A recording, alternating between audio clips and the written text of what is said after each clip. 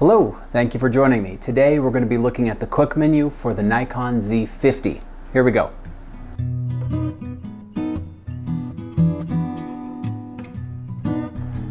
So we're going to be looking at the quick menu for the Nikon Z50, looking at every item inside of it and when we might make one selection as opposed to another. And this video is intended for people new to their Nikon camera, new to their Nikon Z50, and looking to set it up to start being successful with the camera. We're going to get into that video here in a second. Be warned, it's a two-part video because I go into every single item inside of the quick menu, so it does take two videos for us to do this, otherwise it would be one really long video. So take a look for the next one. And before we jump into it, just wanted to let you know this is brought to you by Camera Lessons Online, and what we believe is very simple, and that is everyone should have access to all the information they need to start creating fantastic visual art. And to facilitate that, we've got instructional videos here on YouTube. We have a 4-hour introduction to photography class on the website, and we have a couple books, travel photography and macro photography. I encourage you to go check it out on the website. Without further ado, here is the quick menu for the Nikon Z50.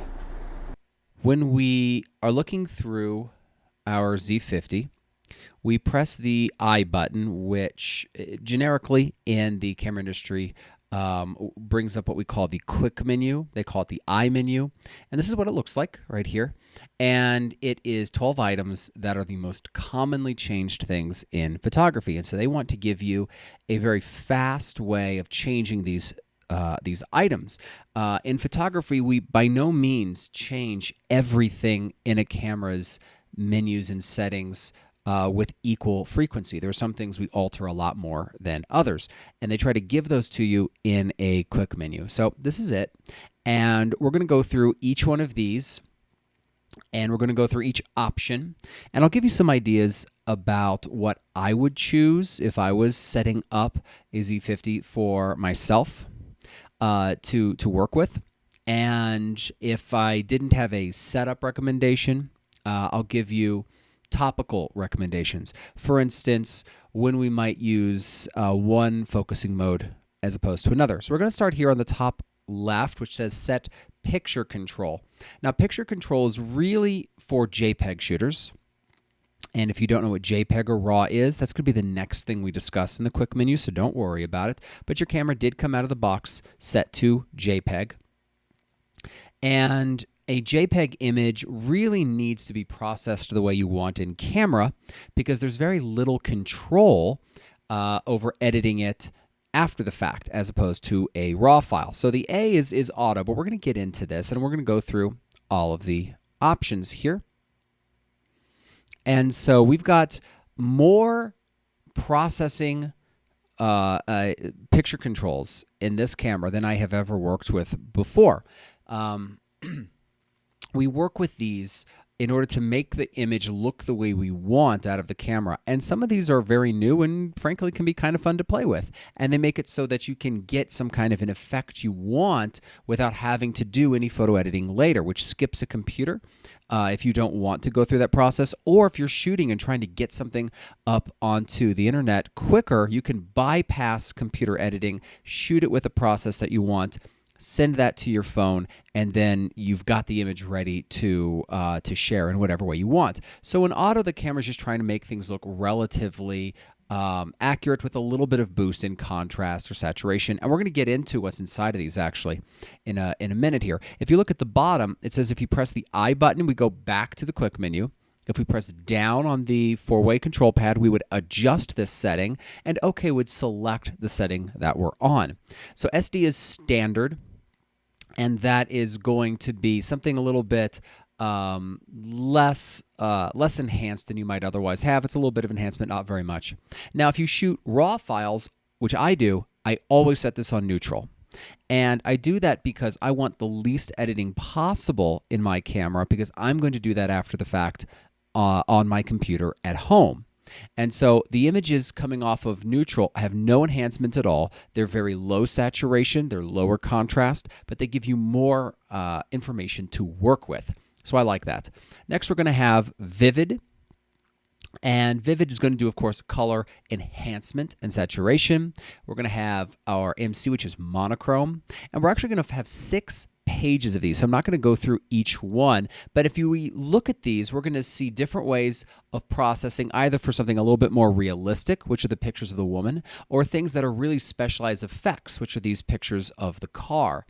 And so you're seeing that these really change the color tone and the saturation tone of the image, and we can have very creative looks to our art as we shoot it in camera. So I actually encourage you to play with these. They're fun. They're entertaining.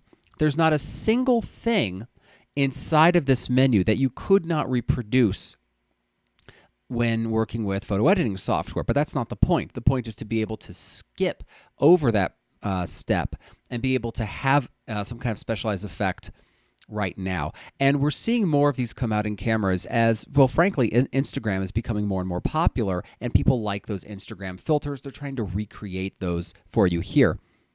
Now, all of these, as I mentioned a minute ago, are actually editable. And so we're going to do that here. We're going to press the down arrow, and that's going to bring up the adjustments for, in this case, the standard setting.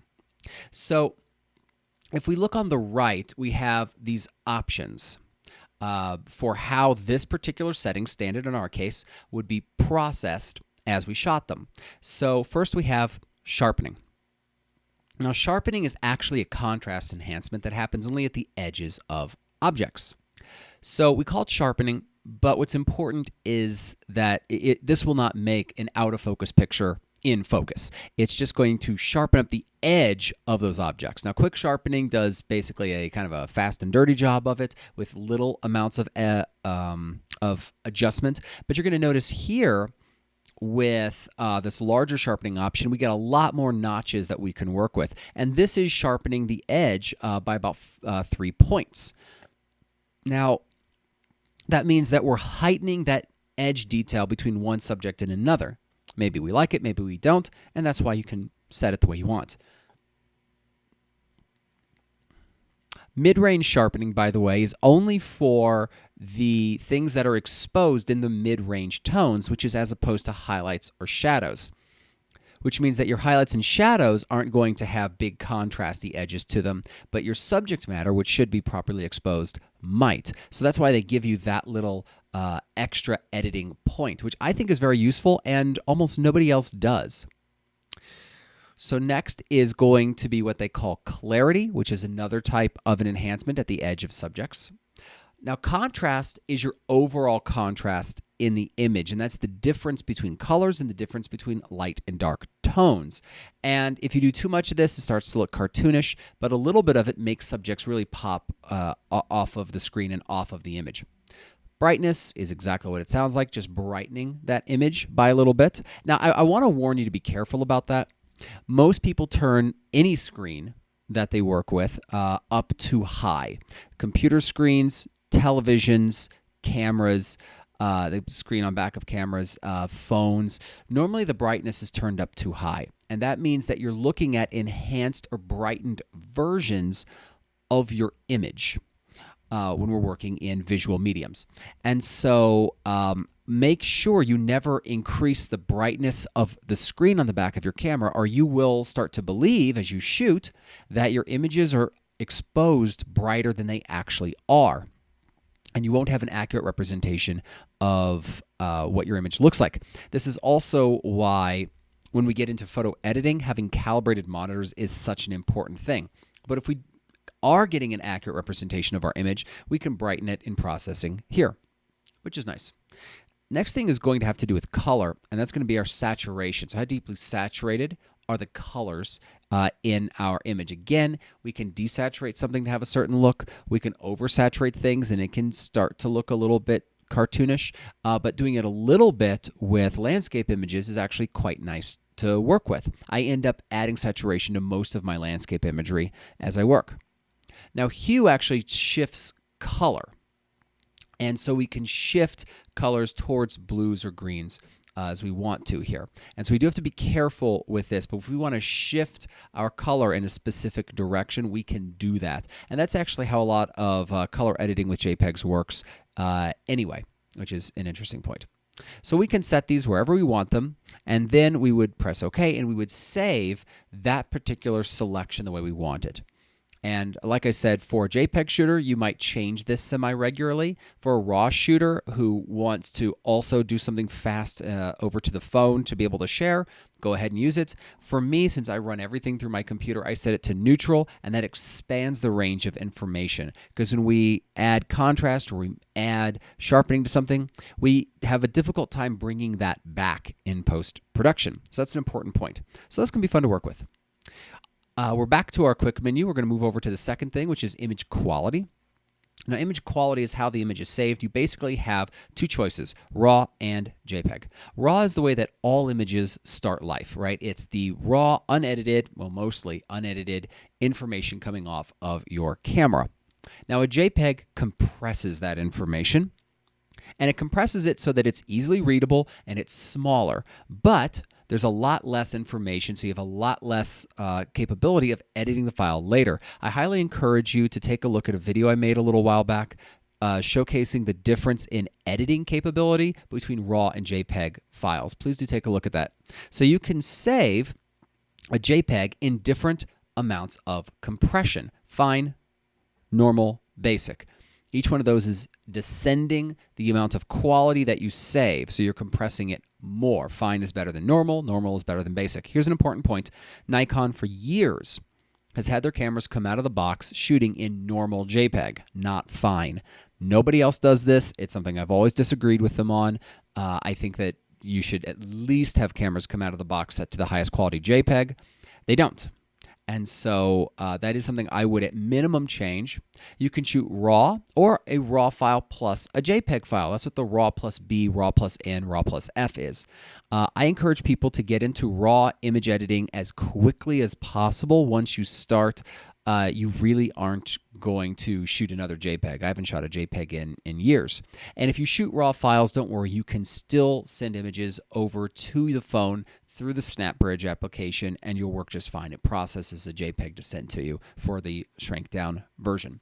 So anyway, at minimum, I'd be JPEG fine. Highly recommend, as soon as you have an editing software that you like, moving over to a RAW file. You're going to produce the best quality images that this camera is capable of creating, which of course is the point, right? So that's my idea there. Next is going to be flash mode. So this is for either pop-up flash or any flash you attach to the camera, and this is how it fires. So if you're in auto or program or manual, you get slightly different flash options here. You have to be in a programmable mode to get some of these options that we have, but I'm doing that intentionally so that you can see what the total amount available for you is. So the first one's called fill flash, and that is saying that the flash will fire every exposure, no matter what, which when I'm doing portrait work is what I want, ideally. We decide if the flash is on or off just by either pushing the pop-up flash down or turning off a flash attached to the top of the camera. So I want to predict if it's going to fire. Okay, so that's what that is. It's called fill flash because it fills in shadows. We're not going to do a lecture here about the properties of flash, but it's something I like talking about, and I intend on doing a lot more videos on that, so stay tuned. So next is going to be red eye reduction. That's what the little symbol is there. It's an eyeball. Now, red eye reduction strobes the flash a little bit before firing the picture, and that closes down the pupil of the eye so that we get less reflection from the flash against the blood vessels at the back of the eye, which is where red eye actually comes from. Since it strobes the flash, we don't want to use it when it wouldn't be useful. It slows things down in the camera. It eats through battery life more. So it's not ideal for a lot of situations. We also don't need red eye flash when we're using auxiliary flashes, but we do need it for pop-up flashes. It's useful for that, especially indoors in dark environments and especially with people with blue eyes. So that's where you find it. Next one is what's called rear curtain flash or rear curtain sync. This is where the flash fires at the end of the exposure as opposed to the beginning. That's something that we use when we have objects that are moving towards the camera that have light with them. The best example that I've ever really worked with in classes or for these videos is a picture of a kid holding sparklers walking at you during a 4th of July party. Because the flash will fire at the end of the exposure when the child is closer to you, and you'll see the streaks from the sparklers moving backwards away from the child. If you fired the flash at the beginning of the exposure, the child would be farther away and the lights and the sparklers would be moving towards the camera. And so we use this in those kinds of situations. It's very useful when we have objects with lights that are moving around in a scene in a dark environment. So something we don't use a lot, but it is powerful in the times that we want to use it. Next one is something that, frankly, I would never use, and that's just turning the flash off. So that's leaving the flash popped up or leaving an auxiliary flash attached to the camera turned on, but turning off the signal for it to fire. I'm much more of a fan of just turning off the flash itself and leaving the setting here in fill flash. That way I almost never have to touch the fill flash option. But that's the way that I like to approach it myself. Okay, next is Wi-Fi connection. Now, this is not a video to walk you through Wi-Fi connection. You do need the application called SnapBridge, and it's been improved a lot recently, and I've had good success in recent attempts with connecting it with my iPhone.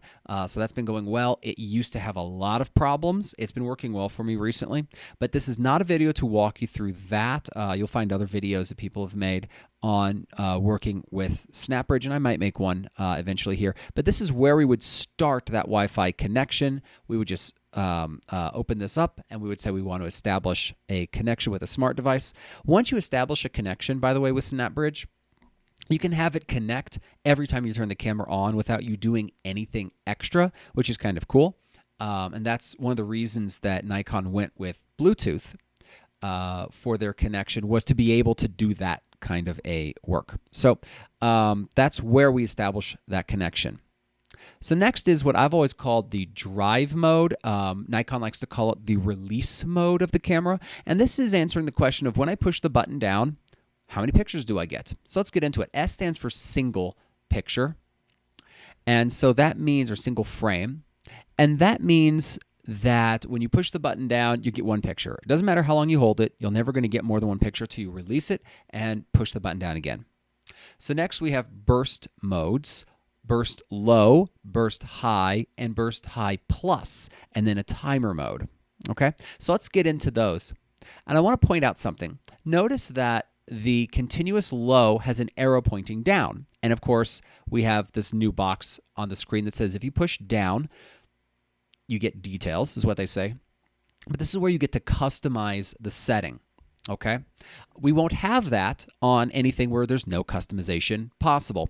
So continuous low is normally set for most people and most cameras about 3 frames a second, but we get to actually adjust that, which is nice. Continuous high is 5 frames a second. Notice that there's no adjustment here. Continuous high plus is going to be a little bit different, but here we're going into continuous low, and notice it can be 1 frame a second, 2 frames a second, 3, or 4. It stops at 5 before 5 because 5 is continuous high, and it can't go lower than 1 because otherwise you would just be at single release. And so we get to decide what that is. It defaults to 3 out of the box, which I think is totally appropriate. All right, going back into it. All right, continuous high extended or high plus. Now here's what this is. It will shoot 11 frames a second, but there are consequences. The first is that you don't actually see the action in front of you. You're shooting so fast that you're only looking at the pictures as you shoot them. All right.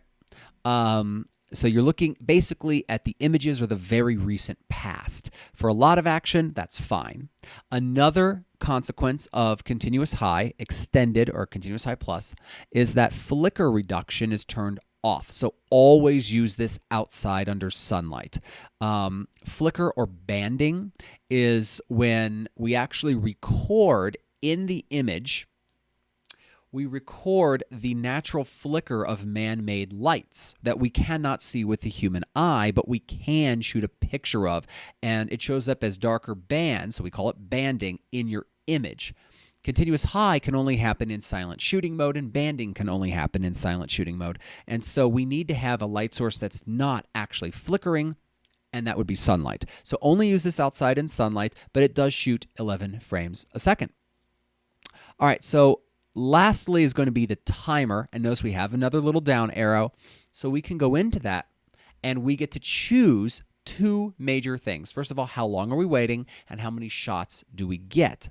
Okay, 2, 5, 10, or 20 seconds, and the camera will of course beep and flash a light in order to tell the people who are going to have a picture taken of them when to smile. And then, and this is a really good feature, number of shots is when it starts firing, how many pictures does it get? If I'm doing a group shot, I always set this to at least 3. And the reason is somebody's going to blink. It happens every time. And so if you set this to shoot 3, 4, 5 pictures, it's going to shoot a series after 5 or 10 seconds, whatever you decide. And then at least one of them, people should have their eyes open. So I really like that feature. I do use it regularly when I'm using a self-timer with the cameras that I'm shooting with. So take advantage of that. But tell everybody that it's going to shoot a series of pictures so that after one shot, people don't start like moving away. And so if we scroll down, this is where we can change that number of shots to whatever we would really like for it to be.